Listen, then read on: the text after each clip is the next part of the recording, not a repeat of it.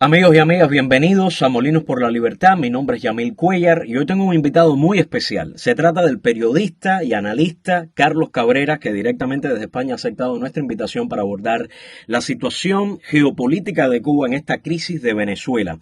¿Qué sucederá más adelante? Hay muchas preguntas que han surgido. Bienvenido, Carlos. ¿Cómo te encuentras? Gracias, bien hallado y como un cochino en una charca, que es una expresión de gozo española.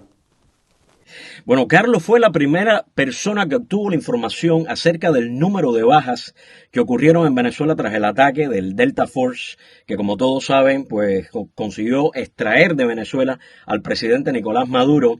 Y por supuesto, ese número discrepa muchísimo con las cifras oficiales que ha mostrado el régimen cubano. ¿A qué atribuyes tú, Carlos, que en Cuba, o que Cuba oculta el número real de bajas en Venezuela, los heridos y que el comando de la Delta Force haya trasladado a prisioneros a Estados Unidos?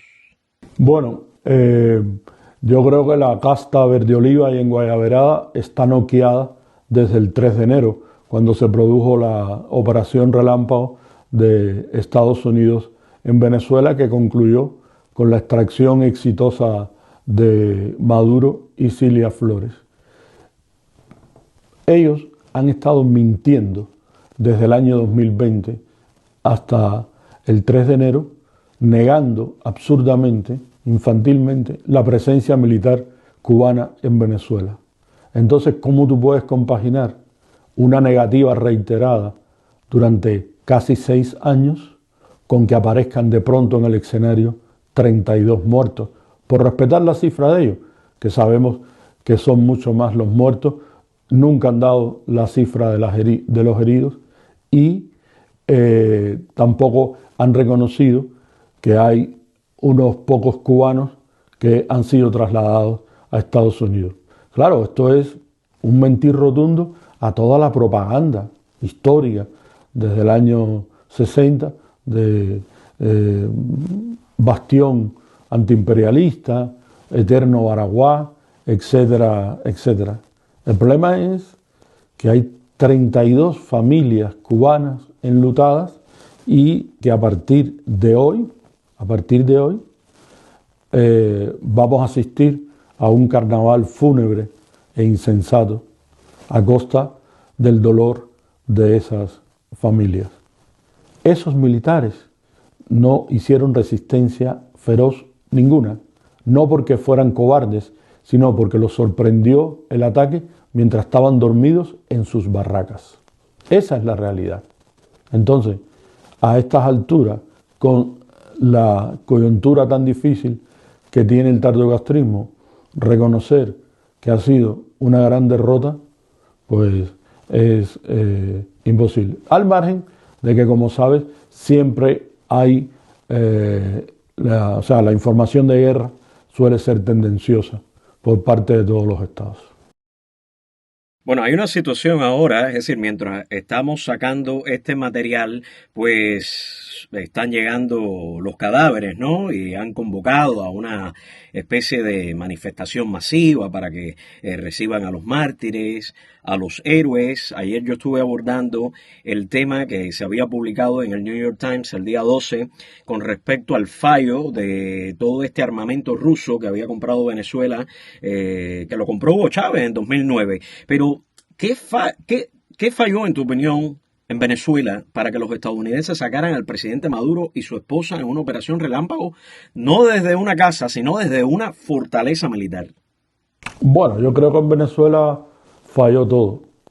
Fallaron los venezolanos, violando cualquier procedimiento operativo de seguridad y protección del principal mandatario hasta el 3 de enero. De hecho, si recuerdas la entrevista de Nicolás Maduro con Ignacio Ramonet, hay un momento en que ya entra en fase delirante y dice: yo tengo un búnker inexpugnable. El búnker no pudo ni cerrar la puerta. Así. Y en el caso de Cuba también falló todo, porque falló la inteligencia, falló la contrainteligencia, falló la jefatura de las misiones del Farín en Caracas, falló el centro de proceso y análisis de la información que estaba conectado con el centro principal en La Habana y la agregaduría militar en Caracas, y fallaron los asesores en inteligencia, contrainteligencia de Maduro y los principales jefes tardochavistas, y falló estrepitosamente la seguridad personal, que pese a no formar parte del primer anillo de seguridad de Nicolás Maduro, estaban en el segundo y tercer anillo, pues parece que compraron las tesis venezolanas de que aquí no va a pasar nada, estamos negociando con el imperio y vamos ganando tiempo. Ahí falló absolutamente todo, y eso ha concluido con la muerte de más de 30 cubanos. Es muy triste esa situación. Esto pone en desplante el mito de que la seguridad cubana era inefable, de que era irrompible, de que era robusta y todo eso. Es decir, estamos viendo completamente ya el colapso y la decadencia de la propia seguridad del Estado, ¿no? Claro, es que no rara vez se da la dicotomía de un Estado débil, descuajeringado, y una seguridad potente. Al final, todas las dictaduras, de una manera u otra, acaban cayendo, porque el deterioro alcanza a sus propias gentes, incluidos los efectivos encargados de la seguridad y la defensa del país. Muchas de esas personas son cubanos que comparten las desgracias del resto de los cubanos. Es decir, no todos los militares cubanos y los oficiales de seguridad cubanos tienen la dicha de la que disfruta la casta verde oliva. Y por otro lado, desde el deterioro provocado por Raúl Castro al asaltar el Minin en 1989, ya los oficiales de recientes promociones están peor preparados, están muy desorientados operativamente, como acaban de demostrar en Venezuela, y no tienen el compromiso ideológico de la primera y segunda generación que se sumaron a la seguridad y a la defensa cubana. Son gente de su tiempo, saben que el tiempo es finito y no quiere que les pase lo que les ha pasado a sus antecesores, que yo siempre divido en dos grandes grupos: los que gestionan en pequeñas y medianas empresas o reciben remesas de sus hijos y nietos desde el extranjero, y el grupo más numeroso, que son también de los grandes perdedores, que sobremueren día a día en la perversión delirante en que el comunismo de compadre ha convertido a Cuba. Bueno, tengo dos preguntas en una. Estados Unidos ha dicho que negocia con Cuba, pero La Habana lo niega, como publicó Díaz-Canel. ¿Qué causa esta discrepancia? A ver, si ambos países avanzaran en la negociación, ¿cómo crees que podría influir la oposición anticastrista y el exilio cubano? Bueno, vamos por partes. Si tú te has pasado la vida política jurando que al imperialismo ni un tantico así, ni así, llega el imperialismo, te causa más de 30 muertos, un número indeterminado de heridos, se lleva a unos pocos a territorio estadounidense. ¿Cómo tú vas a explicarle al pueblo que has decidido negociar con el malvado Trump? Y hay un problema además de credibilidad del presidente Díaz-Canel, es decir, cuando miente, cuando dice la verdad. ¿Cuándo mentía? Cuando negaba la presencia militar. ¿Cuándo miente? Cuando niega la existencia de tanteos bilaterales y la reduce a contactos técnicos migratorios, que es como para reírse y tal. Entonces, estamos ante un serio problema de credibilidad. Y también vuelve a confirmar su incapacidad como dirigente político. Él tiene una herramienta a mano y además de las que a ellos les gusta usar. Como bien dijo el general de ejército, le puede incluso poner el adjetivo de invicto, que eso no se lo cree nadie, pero bueno, eso adorna el pan con nada. Evitar la guerra equivale a ganarla. Pues ya está.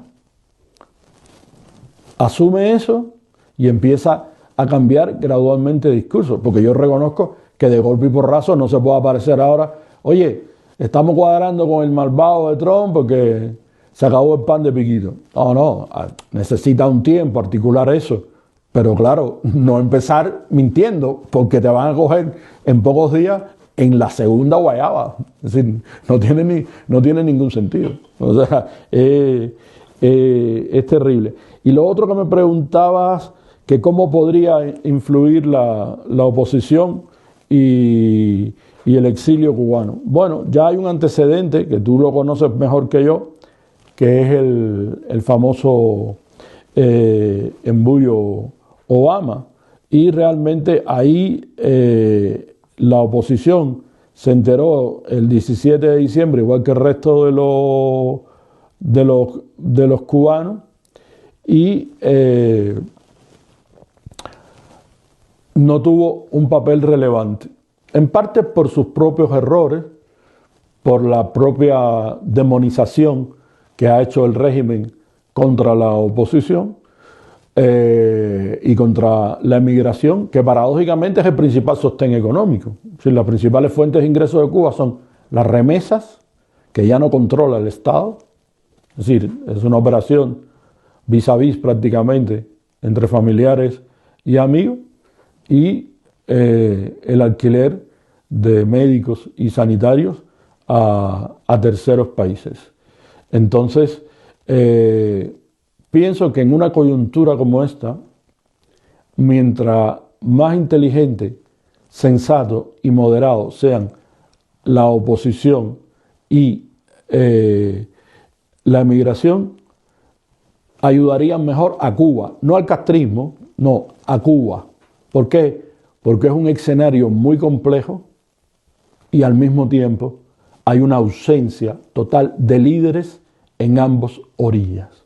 Líderes, otra cosa son dirigentes políticos, aspirantes a cargos y tal, que merecen el respeto que merece todo ser humano. Pero liderazgo que se articula con otras cosas, pues de momento yo al menos no percibo en ninguna de las dos orillas. Por eso es importante que la oposición anticastrista y la emigración le gane el pulso a La Habana con inteligencia y no con brutalidad y mucho menos con emocionalidad. Dolor tenemos todos. No hay un dolor más grande que otro, excepto los que tienen familiares fusilados. Pero no se trata de competir en dolor, se trata de competir en cerrarle las vías a los duros de La Habana. Bueno, sabes, como todo el mundo, ¿no?, que este golpe relámpago de los Estados Unidos en Venezuela, pues ha impactado a todo el mundo, y estoy pensando en esos militares dentro de Cuba que discrepan, por supuesto, del sistema, pero que a raíz de las amenazas, a raíz de las declaraciones del presidente Trump, pues bueno, la pregunta consiste en que ¿crees que esto puede provocar un cierre de filas en Cuba a favor, me refiero, del gobierno, incluido estos militares y civiles en diferentes cargos que discrepan de la línea dura? Sí, en un principio y emocional y temporalmente es probable. Pero claro, una vez que pasa la impronta, es decir, una vez que pase el entierro de esta treintena de cubanos, se sepa si los heridos mejoran, si mueren algunos más por la gravedad de las heridas, vuelven a la realidad. Y la realidad es que el Cuartico está peor que el 3 de enero. No tienen luz, no tienen agua potable, carecen de alimentos a precios asequibles, carecen de medicamentos, Los cubanos se nos están muriendo por varias enfermedades y lo único que se le ocurre a los jefes de esos militares y civiles es la resistencia creativa, seguir en eso. Habrás visto recientemente a Díaz-Canel en una gira relámpago de Oriente a Occidente, en los comités provinciales del partido, diciendo que la clave estaba en que el partido cambiara, en que el partido... Oiga, señor, si eso es lo que venimos oyendo desde que éramos chiquitos, y el partido no cambia, el partido no se renueva, porque el único objetivo del partido es permanecer en el poder y lo temple. Si eso fuera así, no habrían cometido la brutalidad, la torpeza de modificar una constitución en 2019, o sea, alumbrar una nueva constitución en el 2019, que entre los mayores disparates establece que la constitución, que es la ley de leyes en cualquier estado, medianamente normal, ni siquiera en los más democráticos, es la ley de leyes, es la madre de todas las leyes, se subordina al Partido Comunista. Entonces, ¿qué es lo que tiene que cambiar el partido? ¿Cuándo se equivocó? ¿En el 19? ¿A qué viene ahora esta historia? Y eso además crea un reflejo condicionado, oportunista, en esos dirigentes, tantos militares como civiles. Ayer estaba mirando yo un Reels de una señora que ostenta un cargo intermedio en Camagüey. Bueno, era muy reveladora la imagen porque ella estaba correctamente peinada, con unas uñas de estas acrílicas, maquillada, pero parecía un ventrílogo. Es decir, el discurso que estaba haciendo es el siguiente: a cada municipio le corresponde un hidropónico y esto no se está cumpliendo en Camagüey y no podemos jugar con la comida del pueblo. Entonces tú dices, madre mía, tú dices, pero que esquizofrenia ha caído sobre ese país. Entonces, ese cierre de fila tiene fecha de caducidad. Es emocional, es temporal, pero muy corto, porque ya te digo, el general deterioro sigue su avance victorioso de punta a cabo.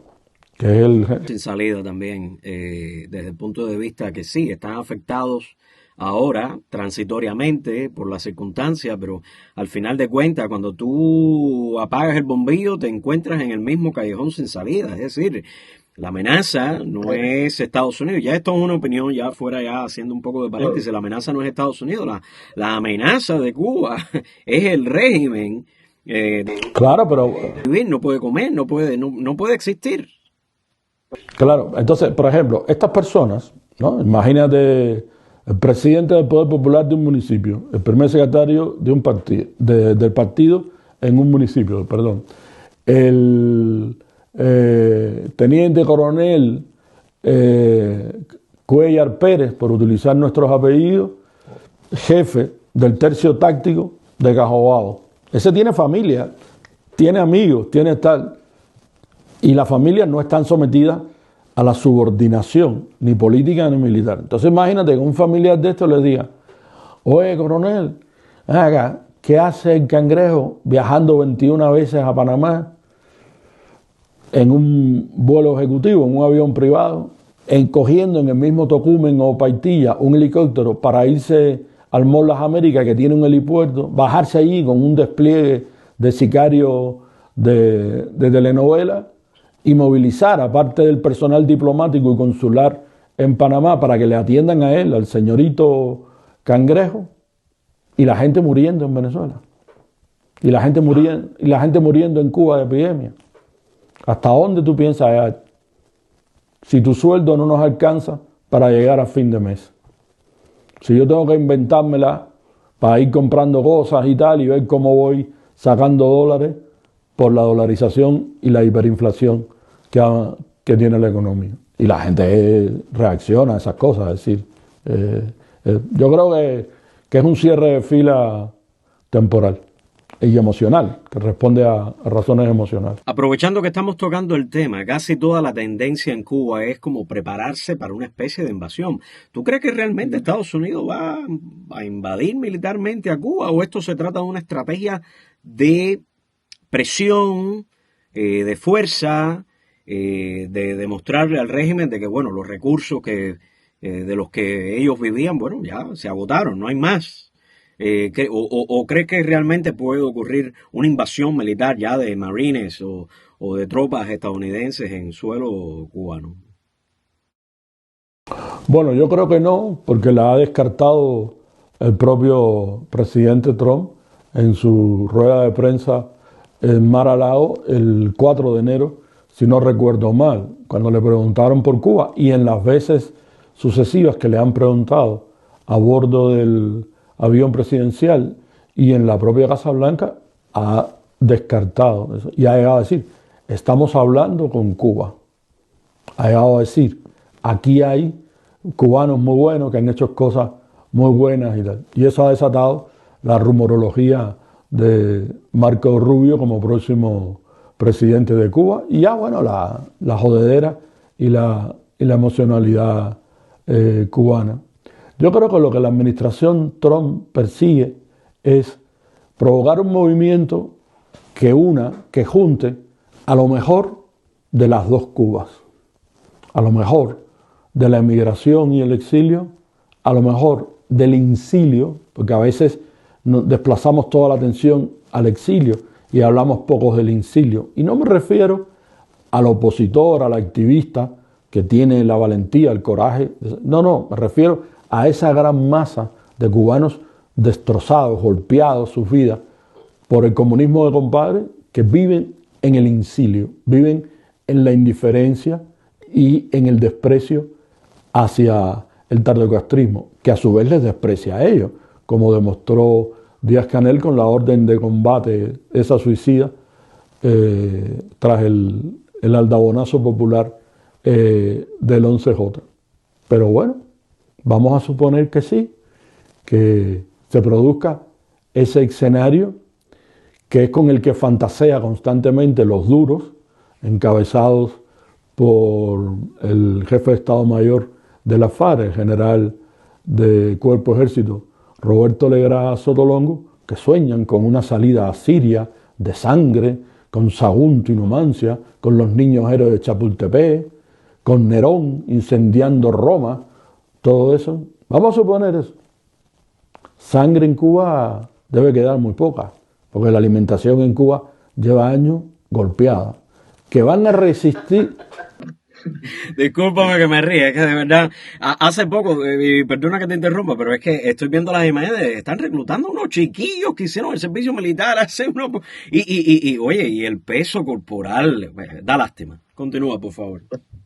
No. Si me dijeran, vamos a resistir hasta la última gota de savia de moringa, de marabú, de guásima, que acaban de descubrir que la gelatina de guásima es como, bueno, el non plus ultra, el no va más.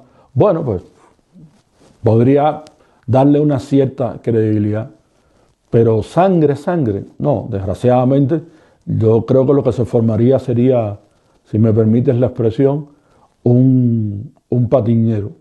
Y habría que ver, a estas alturas del juego, cuántos cubanos no solo se alegrarían de una invasión para que los libre del horror cotidiano, y además se pondrían de parte de los invasores. Esa es una cifra que no sabemos, que no la manejamos. Pero la desobediencia civil, por ejemplo, es una constante en la sociedad cubana en los últimos años. Y por muy poderoso que se crea un Estado, por muy totalitario que sea, no le puede imponer a la sociedad aquello que la sociedad no acepta. El mejor ejemplo, los lineamientos. Los lineamientos entraron en vigor en enero del 21 y en julio del 21 el régimen salió corriendo a refugiarse por la asonada popular, por la justa ira de los cubanos, por la justa ira del pueblo. Entonces, forma parte del artistaje, del drama, tal, pero yo no veo esa opción. Pero si ocurriera, las Fuerzas Armadas y el Ministerio del Interior están tan desmoralizados, están tan traumatizados después del golpe relámpago del 3 de enero que no harían frente. Y además, ¿con qué se sienta la cucaracha? ¿Con qué medios cuentan ellos para afrontar al ejército más poderoso del mundo, del país con la economía más dinámica del mundo, con una desventaja tecnológica abrumadora, como demostraron en Venezuela, que cegaron las defensas? Ahí no hubo reacción, entre otras cosas, porque los medios radioelectrónicos estadounidenses cegaron las defensas. Entonces, ¿qué va a emplear Cuba? Toda la chatarra bélica esa que lleva encuevada desde la repatriación de las tropas de Angola en el sistema ese de túneles vietnamitas. Bueno, sí, hay 3 búnkeres. La zona de las Rosas en Pinal del Río, que era el que estaba destinado para Fidel, que a su vez está conectado con el sistema de cuevas de la Sierra de los Órganos.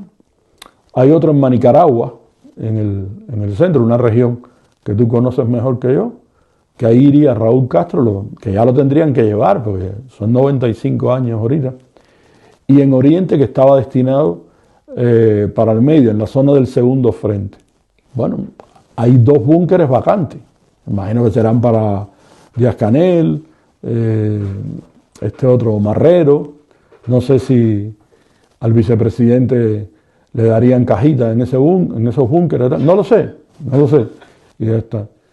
Pero Cuba no tiene la posibilidad real de... entonces lo que queda es eso, Chapultepec, Sagunto, Numancia, la heroicidad, Baraguá, aquí no se rinde nadie. Y todo, que eso es baba sin quimbombó. Eso no tiene ningún sentido. Pero insisto, Trump no está por eso. Trump lo que quiere es reordenar la región, tener un gobierno cómodo en La Habana, incluso respetar que haya discrepancias sensatas y tal, como está haciendo con Delcy Rodríguez y los demás prebostes del tandochavismo. Ahora mismo en ¿cómo se llama esto? En Venezuela. Lo que pasa es que a veces, yo no sé si a ti te pasa, yo tengo la sensación de que La Habana se comporta con Estados Unidos como una mujer despechada. Y entonces, en el inconsciente lo que realmente es decir, Trump, mi mangón, invádeme. Y tal, pero no, tal. Y entonces es todo reproche, es todo tal, es esto, declaraciones, emplear cantidad de recursos, incluidos humanos, en hacer declaraciones que no van a ningún lado, que están vacías de contenido real, quiero decir, y se reiteran así. Y yo me imagino que en Estados Unidos dominan que una salida militar sería el gran triunfo del castrismo sobre la nación cubana, porque siempre habían estado usando el peligro estadounidense como factor de legitimación. ¿Por qué no hacemos reformas políticas? Porque estamos en guerra. ¿Por qué no liberamos a los presos políticos? Porque el enemigo más poderoso del mundo está frente a nosotros. Es decir, es una justificación constante basada en la otredad, cuando uno puede cambiar, como han demostrado otros países, y no pasa nada. China es el ejemplo mayor, pero Vietnam es el ejemplo más pragmático. Eso significa que Vietnam ha renunciado a su soberanía, que Vietnam ha renunciado a la hegemonía del Partido Comunista. No, pero ha hecho feliz a su gente, la ha hecho próspera. Y la prosperidad siempre genera dosis de libertad, controlada evidentemente, porque en Vietnam y China la represión es durísima, ¿no? Pero esto no, esto es el paramecio en medio adverso. Aquí me enquisto y aquí te espero con mi fusil de plastilina y tú verás la que te va a caer encima. No, y hay que reconocer que hay una gran parte de la población, es decir, que el concepto de libertad no le interesa, es decir, lo que le importa es comer, vestir, poder moverse sin ningún tipo de problema. Antes de pasar a la próxima pregunta, un poco para matizar lo que estábamos hablando con respecto a esta convocatoria, ¿no? Pero no sé tu generación, pero la mía y en adelante es una generación completamente desconectada de todos esos conceptos de la revolución. Y de hecho, las últimas imágenes que han llegado, que se han compartido en las redes sociales, de todos estos muchachos del PRE, de todo esto, oye, tú puedes ver los rostros, las expresiones de rechazo, de asco, de completamente, es decir, desconectados de esa convocatoria que ellos están haciendo. Quiero pasar a la próxima pregunta porque, como dije al inicio de este material, fue Carlos Cabrera la primera persona que publica una nota que se hizo viral, una nota donde aparecen oficialmente las bajas mortales que tuvieron los cubanos en Venezuela. Pero en aquella nota tú aludiste a un tal, a ver si digo bien el nombre, Asdrúbal. ¿Qué pasó finalmente con este coronel que fue la sombra de Maduro? Bueno, déjame ver cómo te lo cuento para seguir protegiendo a nuestras fuentes, que son valiosas y nos ayudan a que Molinos por la Libertad sea el portal de referencia en calidad informativa. No, Gracias, muy no, agradecido. no. Hay que, es decir, tan malo es sobreestimarse, alardear, como subestimarse.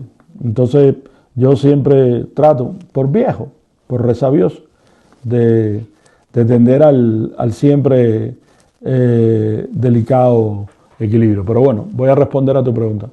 Mira, el coronel Asdrúbal de la Vega Orellana, que como bien dijiste, fue la sombra de Maduro durante muchos años allí, es también una muestra del desconcierto y la actuación rocambolesca de Cuba en Venezuela.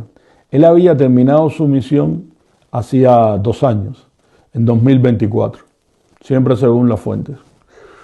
Y estaba en Cuba, me imagino que ya reincorporado a la normalidad y privado de esos placeres del whisky escocés y la jipeta cómica y tal. Pero poco antes de esta crisis lo volvieron a mandar, lo volvieron a reenviar. Pero claro, Asdrúbal es gato viejo y karateca. Y entonces se habrá, claro, se habrá olido que dice, coño, pero coño, otra vez aquí y ahora en peores condiciones. Porque no te la campana. Claro, La campana. claro, porque no te olvides que en el año 2016 Alejandro Castro Espín, inconforme con el contenido de los informes del Centro de la Inteligencia Cubana en Venezuela, lo reemplazó a todos, que eran ya oficiales con una cierta experiencia y conocimiento del territorio donde estaban, y voy a expresar una frase textual de una de las fuentes, que no implica un desprecio, porque mi madre y toda la familia de mi madre es de origen campesino. Mandaron guajiritos obedientes. Entonces, si ya van para allá gente con eso y tal. Asdrúbal sabía eso mejor que tú y que yo. Y entonces él logró escabullirse junto con 2 o 3 más. Ahí las cifras son un poco imprecisas con las fuentes que he hablado. Y regresar a Cuba. No sé la vía que usó ni cómo articuló su fuga. Pero yo me imagino que él tendría un plan de fuga. Porque lo que distingue a los seres humanos es el instinto de conservación. Y entonces es lógico que un coronel en el otoño de su vida, con muchos tiros pegados, tiros operativos, no estoy hablando solamente de guerra y tal, y que ha descubierto que hay otra manera de vivir, ¿no? La jipeta, el whisky, las mujeres, tal, pues, es lógico que diga, coño, voy a a ver si llego a la siguiente etapa o por lo menos me gano una vejez tranquila. Hasta ahí lo que puedo contar. Imagínate, tremendo esto. Se me está acabando el tiempo, pero me quedan tres preguntas que te quiero hacer, sobre todo sobre geopolítica. A ver, ¿qué lectura podríamos hacer del golpe relámpago de Estados Unidos contra el chavismo en estos momentos? Bueno, voy a ser entonces más breve para respetar tu tiempo y el tiempo de los seguidores de Molino. Estamos en una operación de corrección geopolítica. Como dije anteriormente, Trump dice en Mar-a-Lago, tenemos que rodearnos de gobiernos amigos en nuestra zona de influencia. Esto es fruto de la cumbre bilateral con Putin y de las negociaciones con China que están alumbrando un mundo tripolar. ¿Qué pasa en Venezuela?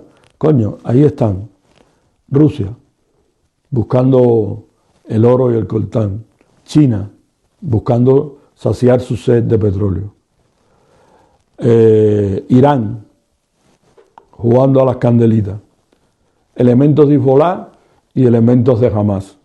Todo eso para su casa cada uno, calabaza, cada uno para su casa. Y los cubanos para la suya, y aprovecho y abro el canal de negociación. Estamos ante una clara operación de corrección política para reordenar las esferas de influencia y Cuba se puede beneficiar de ella si predomina la sensatez sobre la pasión. En medio de esta crisis que está sucediendo, ¿qué países podrían desempeñar papeles de facilitadores en este proceso? No sé, a ver, ¿qué piensas tú? ¿Qué influencia tendría la Unión, por ejemplo, la Unión Europea o específicamente España en este proceso? Bueno, a ver, según mis fuentes, los facilitadores serían, o bueno, como diría un comunicado policial, cooperadores necesarios serían México, que ya lo hace con los salves petroleros, que se han reducido. Si te fijas en las cifras de la primera mitad del 25, es decir, el primer semestre, con respecto al segundo semestre, en el primer semestre México envía petróleo por valor de 3.000 millones de dólares. En el segundo semestre, 70 millones. Evidentemente, por presiones de Estados Unidos. Los otros dos países que me citan la fuente serían Argentina y Brasil, que es una muestra de el viejo pragmatismo americano. ¿Cómo podemos equilibrar el cachón Bambé? ¿Quién es el referente de la derecha en la región? Milei. ¿Quién es el referente de la izquierda en la región? Lula da Silva. Si yo logro aunar a estos dos, más México, que lo tengo aquí al lado, en favor de, pues mucho mejor. Obviamente, si yo estuviera en la piel de Milei, diría, contar conmigo, además lo ha dicho, que él va a apoyar a Trump en todo, pero después yo necesito que me den opciones en un hipotético rescate de la agroindustria azucarera. Es importante que tengamos siempre presente en todo el proceso, desde el inicio al fin, que los estados tienen intereses, no tienen amigos, y que la política hace extraños compañeros de cama. Esto no significa un amor para toda la vida, hasta que la muerte nos separe, no, significa matrimonios de conveniencia con fechas de caducidad. Lula está harto de La Habana, Lula está incómodo, y por eso, y con Venezuela ni te cuento. De hecho, recuerda que él llegó a bloquear el ingreso de Venezuela a los BRIC, en la cumbre de orillas del Volga del año pasado, y lo mismo hizo China con los cubanos por el dinero que le deben, etcétera, etcétera. Ahora, sobre todo esto, sobre todo este ambiente, excepto el caso de Milei, sobrevuela las revelaciones que puede hacer el propio Maduro en su afán de salvarse judicialmente y de salvar a su mujer y a su hijo Nicolásito de la quema que se les viene encima. Imagínate que empiecen a aflorar informaciones de cómo financió el chavismo el socialismo del siglo XXI. ¿A qué políticos financió? ¿A qué partido financió? ¿Cuántos políticos norteamericanos, republicanos y demócratas, fueron comprados por el chavismo con dinero del petróleo, el oro y el narcotráfico? Diosdado Cabello ya amenazó de que tiene una lista con todos esos nombres. Claro, claro. Y Bolivia, antes de ayer, avanzó una investigación que ha realizado el nuevo gobierno boliviano, que señala a Rodríguez Zapatero, a la cúpula de Podemos y al juez Baltasar Garzón de los que cobraban de Evo y de este otro señor que Luis Arce, creo que es Arce, no, Luis Arce era un general, Arce Caracota o algo así. Entonces, claro, ahí. El caso de Claudia Sheinbaum está chimbado, es decir, ahí hay una propia contestación interna mexicana, gente valiente, gente de principio, que está revelando todos los arreglos, todos los manejos y tal, que le afectan tanto a ella como a su antecesor, como López Obrador, y a nadie, es decir, a nadie le gusta, después que se ha hecho rico, que le saquen un expediente que lo lleve a una cárcel de máxima seguridad en Estados Unidos. Entonces, eso sería.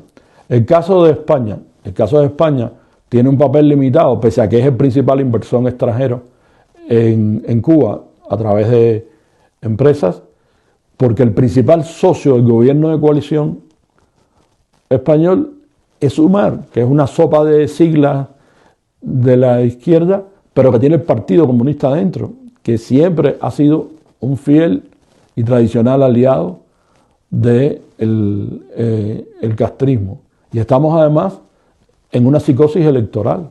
Hay mucha polarización política. Rodríguez Zapatero ya lo dan por descontado.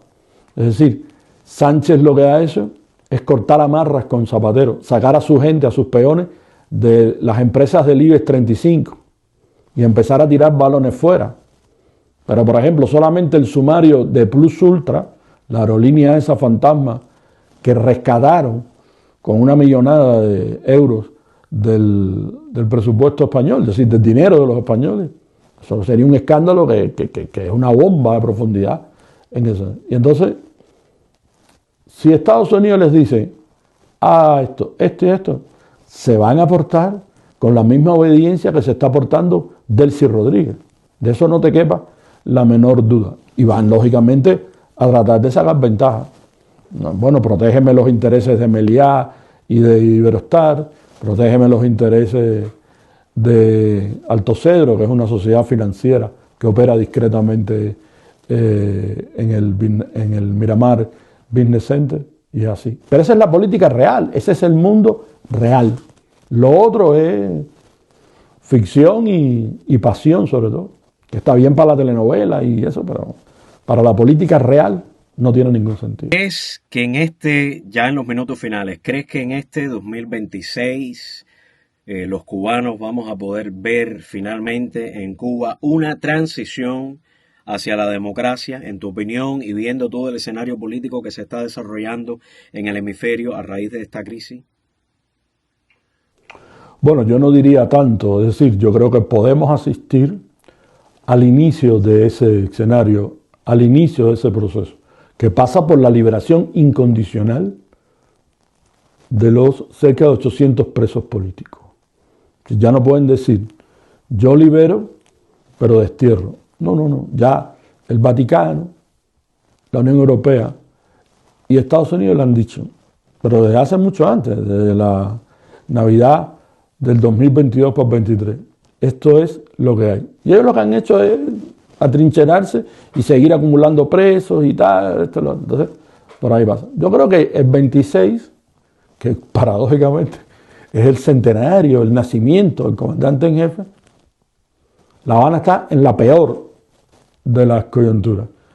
Y podemos asistir al inicio de ese proceso, que va a ser un proceso complicado porque hay muchos temas pendientes, no solo los que conciernen al conflicto bilateral con Estados Unidos, sino a temas internos. Es decir, ¿qué hará la democracia, la naciente democracia cubana con la familia Castro Ruz, Castro Espín Rodríguez? ¿Cómo serán juzgados los responsables de crímenes que tienen las manos manchadas de sangre? Empezando por Raúl Castro, que es el máximo responsable del fusilamiento de más de 70 cubanos el 12 de enero de 1959. 12 de enero de 1959 en la Loma de San Juan. Eso es un delito de lesa humanidad. Por tanto, no prescribe ni por edad ni por el tiempo transcurrido. Es un delito de lesa humanidad. ¿Por qué? No solo por la crueldad empleada, sino porque en ese momento, legalmente en Cuba, no está vigente la pena de muerte. ¿Me explico? La pena de muerte en Cuba la prohíbe la Constitución del 40. Batista la interrumpe con el golpe de Estado, pero después, de cara a legitimarse electoralmente, hace una reforma política que incluye la amnistía de los moncadistas y la recuperación de la Constitución del 40. Y no es hasta el 7 de febrero del 59 que el castrismo se carga la Constitución del 40 creando una ley fundamental donde reestablece la pena de muerte. Ahora en moratoria desde 2008, si no recuerdo mal. Estoy hablando de pura memoria. ¿Cómo va a resolver los administradores de la transición el sumar al pueblo al esfuerzo democratizador, garantizándole casi de inmediato una mejora de las condiciones socioeconómicas? ¿Cómo se va a articular todo eso? Es un proceso complejo, con dificultades, que incluye la superación del recelo y de la desconfianza mutua, y donde creo que debe imponerse la sensatez, insisto, sobre la pasión. Tremendo, Carlos. Muchísimas gracias. Muy agradecido porque hayas participado en esta entrevista. Y nada, agradecerte la participación. ¿Algo que quieras agregar antes de concluir? Bueno, insistir en que si llegamos a un escenario de transición, yo no soy quien, yo no tengo legitimidad para decirle a otro cubano lo que tiene o debe que hacer. Pero si a mí se me pregunta mi opinión, yo diría que abandonen toda tentación de enfoque binario, de que la política es de buenos y malos. ¿Por qué? Porque la dictadura fue sabia en intercambiar esos roles.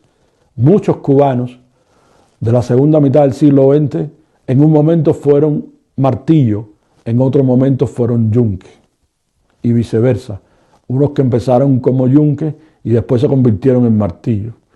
Entonces, eso no es ni la política real ni lo que Cuba necesita. Y esto, por supuesto, no excluye el castigo, insisto, de los que hayan cometido crímenes y tengan las manos manchadas de sangre. Y no excluye la persecución de los nuevos ricos si se demuestra que tienen cuentas y propiedades mal habidas en el extranjero. Porque, claro, los sueldos en Cuba, aunque sean de altos funcionarios, no son para tirar cohetes. Y hasta donde yo sé, no son en pesos cubanos todavía. No hay sueldos en dólares en el Comité Central, en el Estado Mayor de la FARC, ni del MININ, ni en las familias reinantes. Tampoco cobran en libras esterlinas, tampoco cobran en francos suizos. Entonces, si se encuentran activos en Suiza, como los congelados por el gobierno suizo de Nicolás Maduro y Silita, que él decía que le cogía el sueldecito y lo dejaba pasando hambre, pues eso hay que perseguirlo, hay que juzgarlo democráticamente, con todas las garantías, y castigarlos. O sea, esas son las condiciones. Pero eso no excluye, insisto, un esfuerzo de generosidad con aquellos que no tengan manchadas las manos de sangre y que vivan casi tan mal como la mayoría de los cubanos. Eso es. Gracias, Carlos. Muchísimas gracias. Creo que vienen días muy interesantes y espero de verdad que se pueda repetir una charla contigo, siempre analítica, siempre profunda, siempre moderada sobre todos los temas que nos competen a nosotros. Espero que se repita, de verdad que sí. Y amigos, si ustedes quieren escuchar más de Carlos, Carlos no solamente escribe, Carlos también está publicando videos en nuestro canal de Molinos por la Libertad, videos analíticos, videos muy profundos acerca de la geopolítica y del análisis político que está ocurriendo en la isla. Los invito para que lo vean en nuestro canal Molinos por la Libertad, donde lo estamos subiendo, o que vayan directamente a Facebook, donde él publica por escrito sus artículos, sus notas periodísticas. Y a ustedes nada, agradecerles que nos hayan acompañado hasta este minuto y hasta otra próxima entrega de Molinos por la Libertad. Muchísimas gracias.